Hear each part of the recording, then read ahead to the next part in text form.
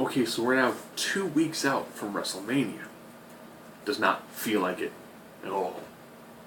Probably 'cause in the past years we've had, The Rock, so The Rock was doing a lot of build-up. This year just doesn't really quite feel like it, even though we've got... I think my camera is sliding. Even though we've got, Hulk Hogan showing up, we've got that. This week, of course, we also had Arnold Schwarzenegger and Joe Manganiello. A guy from, I guess, True Blood. I don't know. I just know him from Man because he's got really big arms. So this week was also kind of a mixed bag. We had some good wrestling, inconsequential wrestling, and then lots of talking segments. So we'll go with the talking segments first. Stephanie came to talk about how awesome Triple H is. And Orton came down and belly-ached. And then Batista came down and belly-ached. The advantage from that was Batista's mic didn't work, so Steph got him a new mic. Steph slapped the glasses off his face. Because, Dave has to wear glasses indoors because the flash bulb from the fans is just blinding when he comes out of the ring. He then, of course, speared Orton. Triple H did a sit-down interview with Michael Cole for your second hour main event. And he did a great job. H is an authoritative heel. Beautiful. He was some fantastic mic work.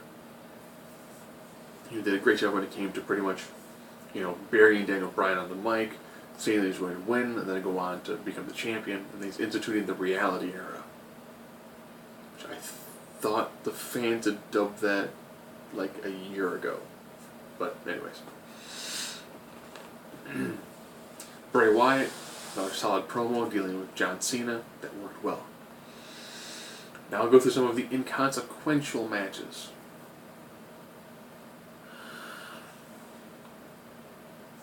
Damien Sandow versus Sin Cara. Sin Cara came down to the ring with Scooby-Doo. Yeah. Scooby-Doo came down to the ring with Sin Cara. I joked since it's Hunico Sin Cara that could be Camacho. And he beat Damien Sandow. Naomi finally got her Divas Championship match against AJ. He just had to go for a countout. So Vicky Guerrero come down and say there's going to be a Divas Invitational battle royal. Pretty much it's AJ versus the whole locker room, including Tamina. The bright spot being that Tamina's in this. The downsides being that Ava Marie is also in this.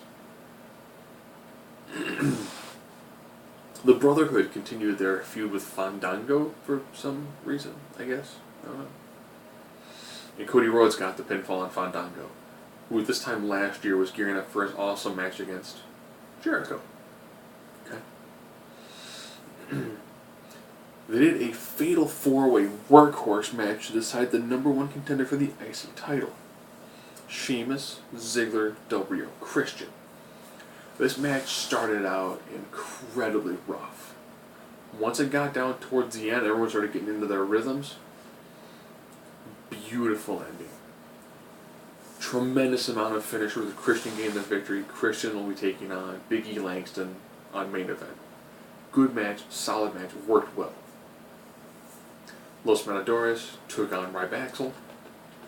The Shield came down, that's fallout from SmackDown, which then led to Los Matadores getting the victory. Shield then did the classic beatdown on Ryback. Ryback took triple powerbomb like he did the majority of last year. No, actually the majority that would been 2 years ago. 2 years ago when it was pretty much just Ryback being triple powerbomb repeatedly. So that worked well. The Shield took on the Real Americans in a ridiculous tear down the house match, with the Shield getting the victory, and then triple powerbombing Cesaro through the table, because they're heading into a match against Kane and the New Age Outlaws at WrestleMania. Also, new Hall of Fame inductee Razor Ramon. So not Scott Hall, but Razor Ramon. Interesting that they're gonna. I don't know if they're gonna kind of leave off the WCW, NWO sort of stuff, but really good to see Razor Ramon get the induction into the Hall of Fame. So it's going to be a great weekend for DDP. Jake the Snake Roberts and Razor Ramon, two of his best buds, get inducted at the same time.